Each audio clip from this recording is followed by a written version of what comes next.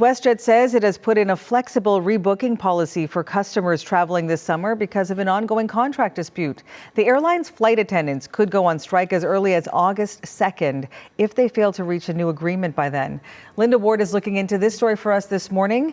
Of course, the ears of some travelers who may have booked with WestJet have perked up this morning. What do we know so far? Yeah, the countdown is on for a resolution here because we're just 1 week out. And if we don't get a resolution, those 4,400 flight attendants could be on strike. They voted overwhelmingly in favor of strike action earlier this month, 99.4% in favor to be exact. This over wages, over working conditions, and that ongoing issue of ground pay, being paid for work that's done while they're still on the ground. Now, last we heard from WestJet, that was on Thursday, they said in a statement, our team remains actively engaged in negotiations and is fully prepared to make meaningful improvements that work for cabin crew while balancing the future sustainability of WestJet. We also heard from QP Local 8125, who said both sides had been at the bargaining table.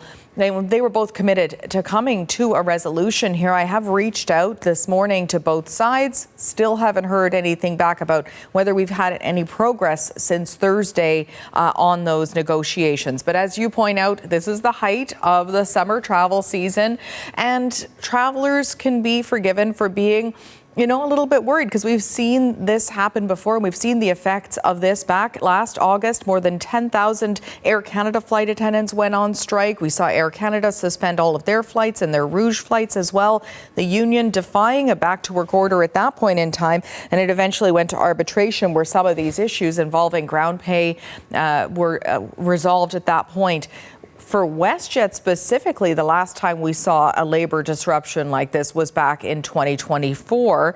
Airline mechanics went on strike, and that was during the Canada Day long weekend. So 1,100 flights canceled at that point, and that had an effect on tens of thousands of passengers. So likely the airline hoping to avoid a repeat of either of these scenarios, especially with the August long weekend around the time that this deadline would expire. So what's being done to accommodate travelers right now?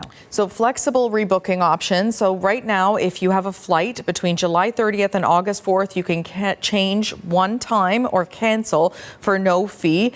They say this is to provide guests with greater flexibility and give them confidence in their upcoming travel plans. But of course, air passenger protection regulations also require the airlines to rebook people within 48 hours of their flight if that flight is canceled due to the strike.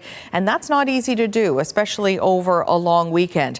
If it's not possible, then they have to give you a refund under those regulations. But they might not have to reimburse you for incidentals, hotels, food, things like that, things that are deemed to be outside of their control. So you might want to budget for those expenses if you do have a flight canceled within the time when there could potentially be a labor disruption. All right. Thanks so much, Linda. You're welcome.